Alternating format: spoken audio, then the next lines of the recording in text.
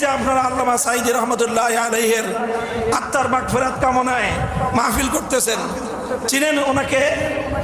চিনেন আপনারা? কি হিসাবে চিনেন বলেন তো? কি হিসাবে? শুধু কোরআনের পাখি?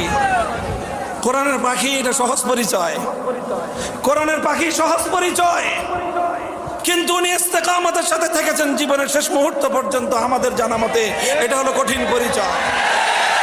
আমি যখন 2013 সালে কারাগারে গিয়েছি, তখনও তিনি কারাগারে, তখন ওনার সম্পর্কে বিস্তারিত ডিটেলস শুনেছি যে কি কি লোভ লালসা ওনাকে দেওয়া হয়েছিল।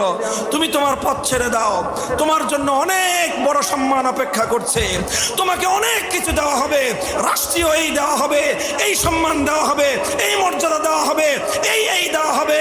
সব লোভ লালসাকে তিনি দুপায়ে ধরেছেন, লোভ লালসাকে তিনি কবর রচনা করেছেন, ইস্তেকামতের সাথে ঈমানের পথে ছিলেন।